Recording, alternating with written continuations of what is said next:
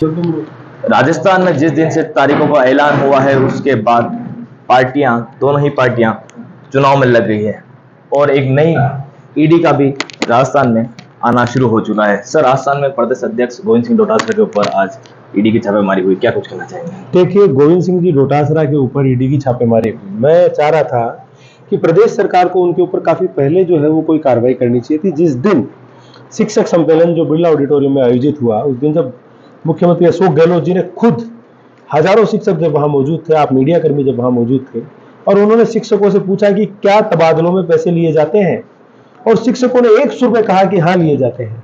मैं पूछना चाहता हूं कि क्या कार्रवाई करी कांग्रेस सरकार ने?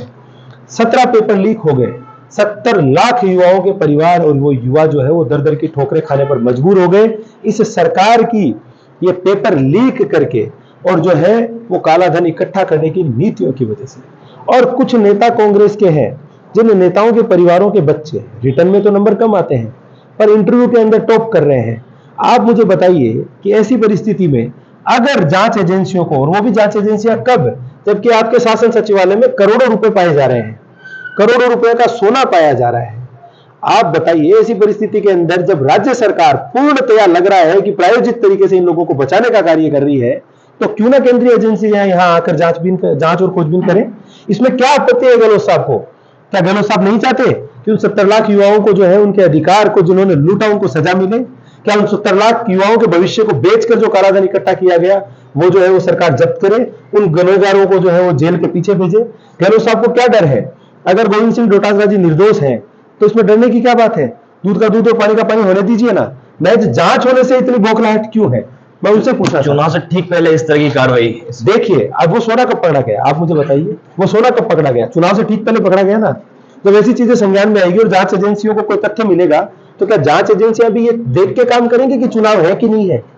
मैं बताऊं, इनका ये इतिहास रहा है, इन्होंने अपनी सरकारों में इन जांच एजेंसियों को स्वतंत्र रूप से कार्य नहीं करने दिया गया, इसलिए इनकी सोच उसी दायरे में सीमित है।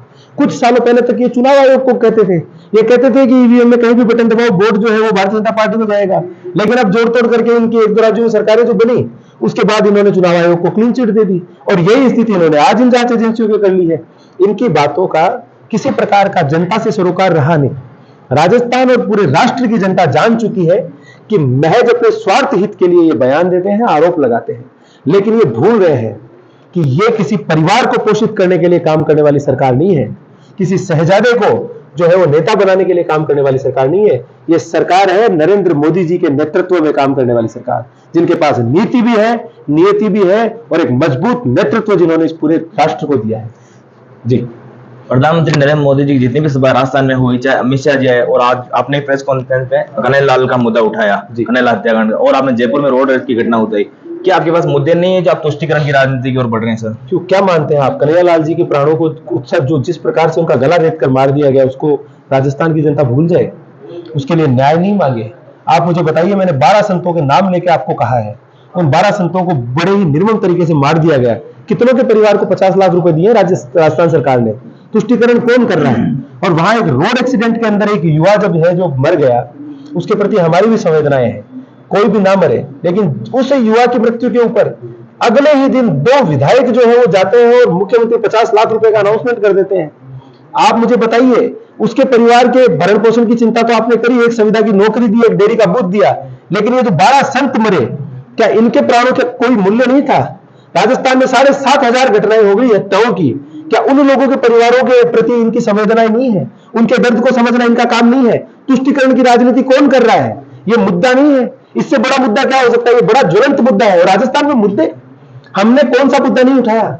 17 पेपर लीक कर दिए, 35,000 घटनाएं महिला अत्याचार की, 14,500 18 साल से कम उम्र की बच्चों के बलात्कार हुए इस प्रदेश में।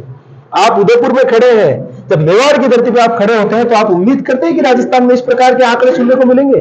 पूरे राजस्थान में जो भारत के अंदर अपनी अस्मिता, अपने त्याग और समर्पण को लेकर जो राजस्थान जाना जाता था, उस राजस्थान की पहचान बलात्कारों से बना दी है इस कांग्रेस की निकम्मी सरकार ने।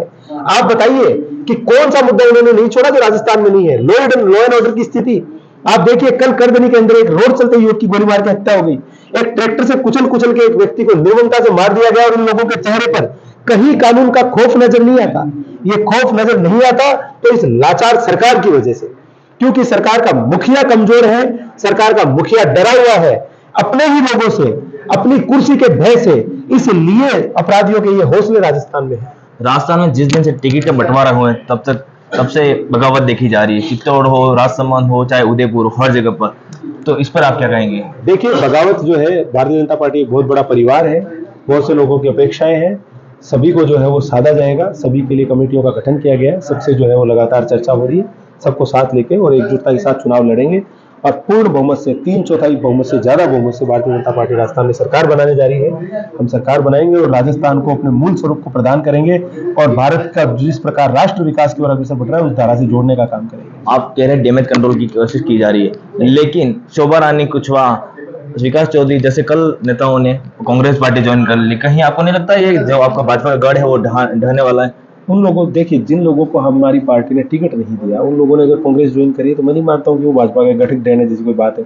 उनको टिकट के लिए ही जो है वो पार्टी के सर्वेज के अंदर जो है वो नहीं पाए गए थे टिकट के योग्य, अब वो कहीं पर भी कुछ भी ज्वाइन करें, उससे मैं मानता नहीं कि कोई विशेष फर्क चुनाव के अंदर पड़ता है। जिस तरह से चित्तौड़ में जिस तरह से आक्रोश देखा जा रहा है लोगों, क्या आपको लगता है टिकट जल्द ही जो है इन सभी चीजों को जो है वो जल्द ही सक्षम स्तर के ऊपर सुलझाया जाएगा और सभी लोग जो है वो पार्टी के एकजुट हैं और एकजुटता के साथ चुनाव में जाएंगे, भारतीय जनता पार्टी को जिताएंगे, लोगों को उनकी उनकी सुनने वाली, उनके कल्याणकारी सरकार जो है वो देने का कार्य करेंगे। जी, तो ये थे हमारे साथ भारतीय जनता पार्टी के प्रदेश प्रवक्ता विकास जी बारहट, जिनका साफ तौर पे कहना है कि भारतीय जनता पार्टी पूर्ण बहुमत से राजस्थान में बनेगी, वह जो भी डैमेज कंट्रोल की जाएगी। अलर्ट भारत के लिए पूर्ण प्रजापत की रिपोर्ट।